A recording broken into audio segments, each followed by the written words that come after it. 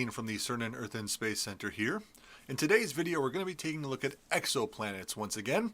And in this one, we're going to be talking about some of the ways that we can discover planets around other stars. There are a few different methods we use to detect these alien worlds, and we'll go over them in today's video. So to sit back and relax, we'll load up our sky simulator and take a look at radial velocity, transit, and direct imaging methods of detecting exoplanets. Well, there are several different ways that scientists can detect exoplanets around other stars. In order for us to examine those, let's set up our own little exoplanet system. So we'll load up a star with a planet going around it. It looks like our Sun and Jupiter, but that's okay. As we watch the planet orbit around the star, we can see the star kind of move back and forth a little bit as the planet goes around it, and that is what we call the wobble. And that's how we detect exoplanets sometimes, is we watch for the wobble in stars. Now, planets do not only orbit stars because of their gravity, but the planet's gravity can have an effect on the star as well. And that's what we see here. As the planet goes around, it pulls on the star, which makes it move back and forth. We call this the radial velocity method, and the way we can determine if it's an exoplanet causing that wobble in the star is we measure the light coming from the star.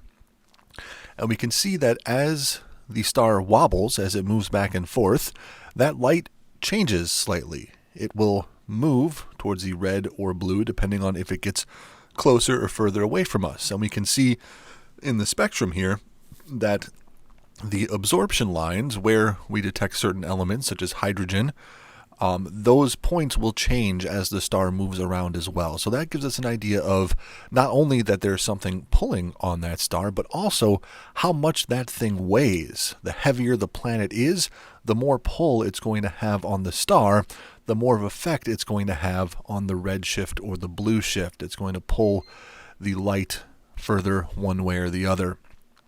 Now, another way we can test and see if there's an exoplanet around the star, and the way that we have found quite a few exoplanets, is what we call the transit method.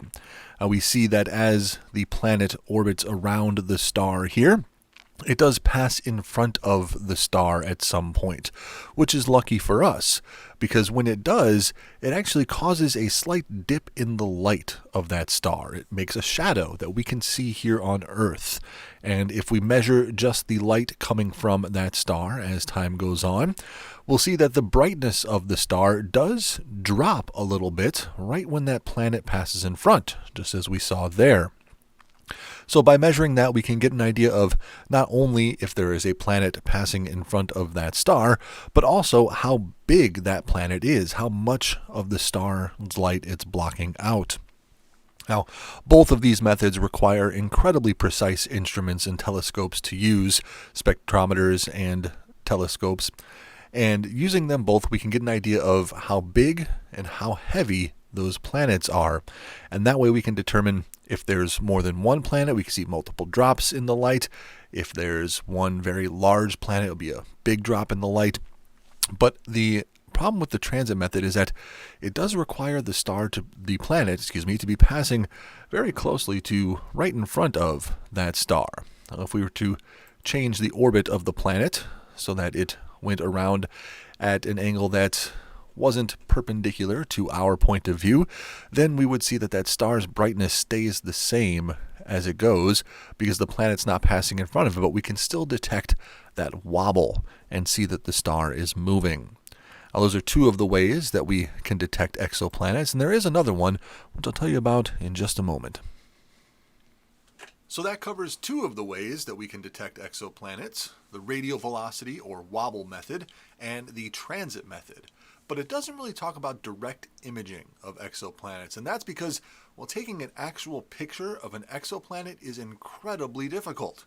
One of the best ways I've heard it described is it's like looking for a firefly next to a spotlight.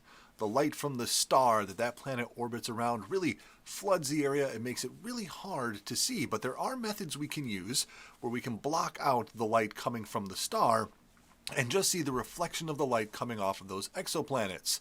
We've gotten a few pictures that way, and we can see one behind me here. If I get rid of my webcam feed, Now we can see that the light from the star is blocked out, and we can see several planets orbiting around that star. There are 4 of them there that we can find, 3 close by, and one of them's a little bit farther away, kind of behind the CERN Center logo there. But once we find all of those planets, then we have a direct actual image of planets orbiting around another star. Now, like I said, this is incredibly difficult to do, but we have a good collection, maybe 20 or so planets out of the 4,000 or so discovered exoplanets so far that we are able to take actual direct pictures of. Now, that's all I have for you today. Again, my name is Wayne from the CERN Earth and Space Center here at Triton College in River Grove.